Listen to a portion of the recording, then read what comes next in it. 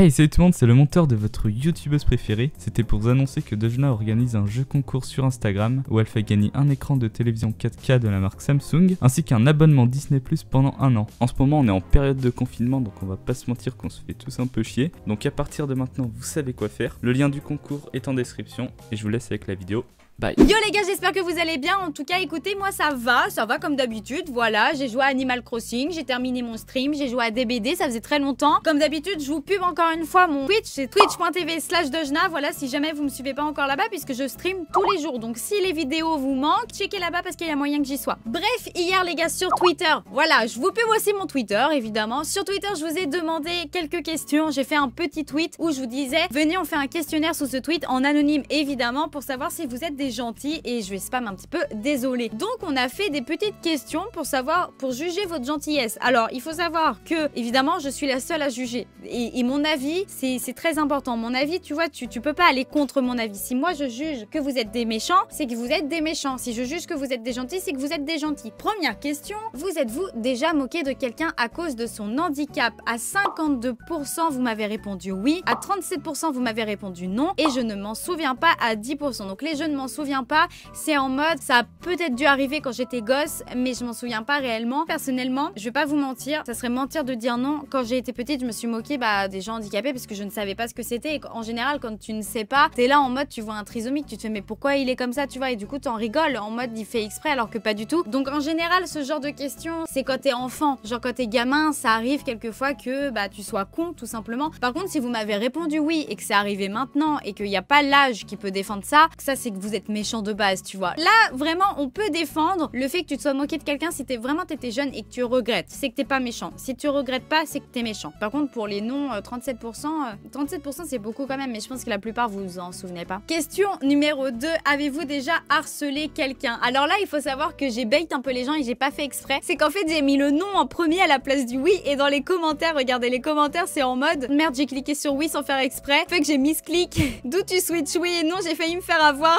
Tu m'as embrouillé, t'as inversé le oui et le non. Il y a des gens qui ont mis qu'ils ont harcelé des gens alors qu'au final, non, en fait, ils ont pas harcelé, c'est juste que j'ai foiré mon truc. Donc on a quand même 71% de gens qui nous ont dit non, 24% du coup qui a un petit peu faussé qu'on dit oui, et je ne m'en souviens pas 3,7%. Donc ça, je pense que le 3,7% c'est assez honnête parce qu'en général, tu t'en souviens. C'est rare que t'harcèles des gens vraiment quand t'es très jeune et que tu t'en souviennes pas. Personnellement, je n'ai jamais harcelé quelqu'un, ou alors c'est je ne m'en souviens pas dans le sens où c'était pas voulu. Mais j'ai jamais harcelé quelqu'un méchamment à l'école ou au lycée en mode ah t'es moche, ah t'es gros, ah nanana. Pas du tout. Justement, j'étais plutôt celle qui me faisait des ennemis parce que je défendais les gens qui se faisaient harceler. Pour les oui, il y a pas mal de fails, mais pour les personnes qui ont répondu oui, pareil, j'espère que vous regrettez. De toute façon, ça va être ça à chaque fois, hein. Si vous regrettez, ça veut dire que bon, il y a encore de l'espoir que vous soyez gentil. Si vous regrettez pas, c'est chaud, hein. Avez-vous déjà tapé quelqu'un? 71% oui, 27% non, et 1,6% je ne m'en souviens pas. Pareil, pour le je ne m'en souviens pas, je pense que 1,6% c'est honnête parce que c'est rare que tu te souviennes pas de ça, tu vois, genre taper quelqu'un. Ça m'est arrivé, j'en suis pas fière, mais ça m'est arrivé plusieurs fois quand j'étais petite. J'étais extrêmement bagarreuse, genre je me tapais pour un rien. T'insultais mon papa, je me tapais, t'insultais ma meilleure pote, je me tapais, tu m'insultais moi, je me tapais pas forcément, mais c'était surtout quand t'insultais mes proches ou que t'en voulais à mes proches. C'était là où je devenais vachement méchante, genre vraiment où je me défendais de ouf, et enfin je défendais les autres de ouf en fait. Et c'est ce que je vous disais tout à l'heure, même sur le harcèlement, c'est là où j'ai pris le plus de coups, hein. C'est parce que je défendais des gens qui se faisaient harceler. Je peux pas trop dire si t'es gentil ou pas parce que ça dépend de pourquoi t'as tapé la personne. Si t'as tapé la personne parce que tu devais te défendre et que c'était ta vie ou la sienne, ok, tu vois. Après, si t'as tapé la personne juste par méchanceté, ouais, ça c'était méchant. Avez-vous déjà ressenti un sentiment de peine pour quelqu'un, donc de la pitié ou de l'empathie? Genre en mode, t'as quelqu'un en face de toi et tu te sens mal parce que la personne, je sais pas, la personne, admettons, elle se fait harceler et t'es là en mode putain, ça me fait chier qu'elle se fasse harceler, donc de la peine quoi. 95%, ça c'est énorme. 95%, vous avez un cœur. Vous avez déjà eu un cœur. 3,1% de personnes n'ont pas de cœur, sont des personnes en pierre. 1,3% ne s'en souviennent pas. Moi évidemment, oui, je suis toujours triste et j'ai toujours de l'empathie pour les gens. Je suis quelqu'un d'hypersensible, maintenant vous le savez, donc c'est à dire que même dans un film, je vais voir quelqu'un chialer. Cookie. dis donc.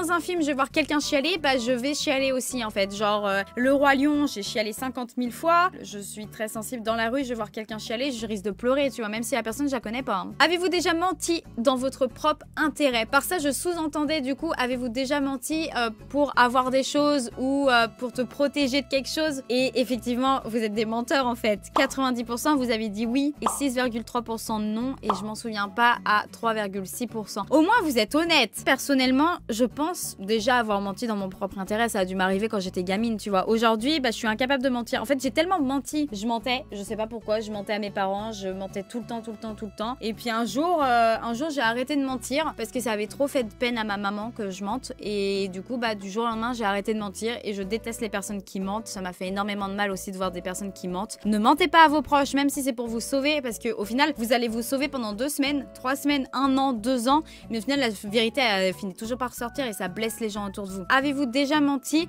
pour sauver ou couvrir un de vos proches d'une situation gênante? 87% oui. Vous êtes moins à avoir menti pour les autres que pour vous-même. En fait, vous êtes des putains d'égoïstes, genre, vous êtes des égoïstes. Et non à 5,6%, je ne m'en souviens pas, à 7,3%. Donc en fait, vous préférez mentir pour vous-même plutôt que sauver vos proches. Moi, je préfère mentir pour mes proches. Ouais, après, ça dépend le contexte. Par exemple, si c'est un de mes parents qui tue quelqu'un et qu'il y a un contexte derrière, je pourrais les couvrir, tu vois, je pourrais mentir. Ça, c'est sûr et certain, parce que mes parents, voilà. Et vas-y, si c'est mon meilleur ami qui a tué une fillette, là, par contre, tu vois, genre, c'est mort, tu vois. Du coup, ça dépend des contextes. Mais effectivement, ouais, j'en serais capable. Je serais capable de mentir pour sauver la peau d'un de mes proches. Avez-vous déjà trompé votre petite ou petit ami?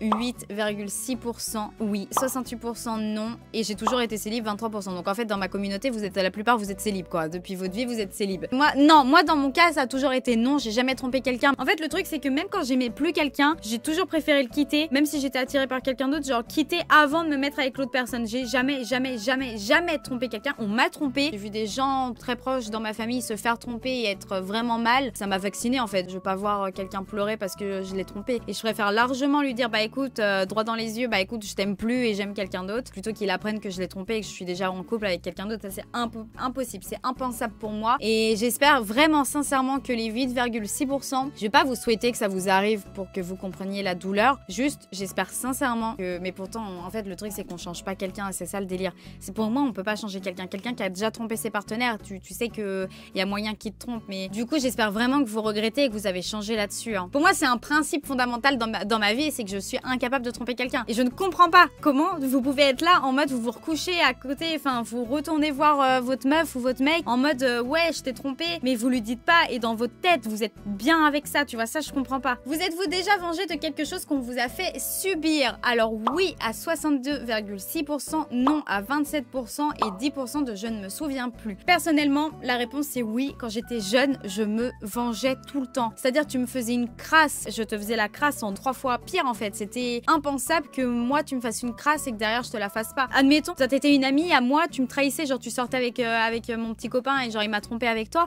Oh, mais t'étais limite morte en fait. Pour le coup, ouais, j'étais vraiment méchante. Hein. Fallait pas me faire de coups bas à l'époque. Aujourd'hui, maintenant, je pense que j'y réfléchirai à 2 fois. Je suis moins rancunière. Genre, je peux en vouloir à la personne, j'oublie pas. Je peux pardonner, mais j'oublie pas et je me méfierai toujours de la personne. Mais par contre, aujourd'hui, non, je me venge pas. Vrai, arrêtez de vous venger, ça sert à rien.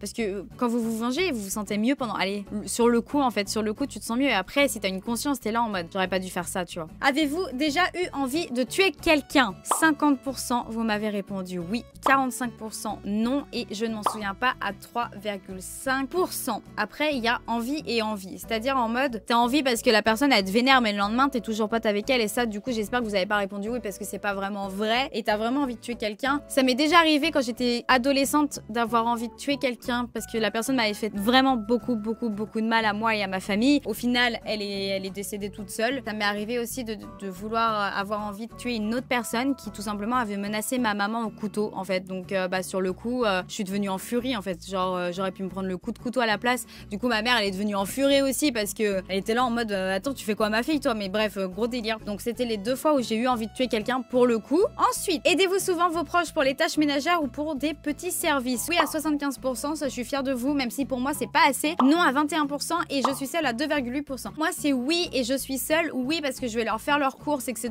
dès que je peux. Je peux pas faire les tâches ménagères parce que j'habite plus avec eux. Du coup, ça serait pour le je suis seule. Mais quand je peux, je vais faire leurs cours, tu vois, les trucs chiants. Mais en vrai de vrai, les gars, aidez vos parents. C'est vraiment important, s'il vous plaît. Genre, c'est vos parents, c'est pas vos chiens, quoi. Seriez-vous capable de vous sacrifier pour sauver la vie d'un inconnu? Alors là, il y a débat. Puisqu'à 23%, vous m'avez répondu oui. À 46%, vous m'avez répondu non. Et je ne sais pas à 29%. Les non et je ne sais pas, pour moi, ils sont honnêtes. Le oui est un peu moins honnête parce que je pense que vous n'avez pas idée de ce que ça veut dire. Enfin, sacrifier votre vie pour la vie d'un inconnu. C'est-à-dire que par exemple, on te dit, bah là, c'est soit je te tue toi, soit je tue la personne qui est à côté de toi que tu ne connais ni d'Adam ni d'Ève. C'est difficile de te dire que directement tu vas répondre oui. Moi, personnellement, je pense qu'à cause de mon hypersensibilité, à cause de ma conscience et tout, il y a moyen, en fait, que je me dise, je vais pas laisser crever la personne. Tu vois, la personne, peut-être elle a des enfants, elle a des frères et sœurs, peut-être qu'elle a un bébé. Je pourrais pas, je me sentirais trop mal après de me dire, j'ai tué quelqu'un à ma place. Ça, je pense que même si ça me rendrait malheureuse, il y a moyen que je laisse ma vie, en fait. Genre, je pourrais pas vivre avec... Vraiment, je ne pourrais pas vivre avec ma conscience en me disant « j'ai tué quelqu'un ». Deuxième question, seriez-vous capable de vous sacrifier pour sauver la vie d'un proche? Personnellement, c'est oui direct. Oui direct. Si je peux sauver mes parents, si je peux sauver même mon mec, ma meilleure amie, mon meilleur pote, même mes potes actuels, c'est oui direct. Si déjà je peux sauver un inconnu, enfin si j'hésite à sauver ma peau plutôt que celle d'un inconnu, c'est que mes proches, c'est oui instantanément. 6% non quand même. Après, ça peut être des gens qui ont peur de la mort. Hein. J'aimerais bien savoir si jamais vous voulez bien commenter pour ceux qui ont répondu non, pourquoi vous ne sacrifierez-vous pas votre vie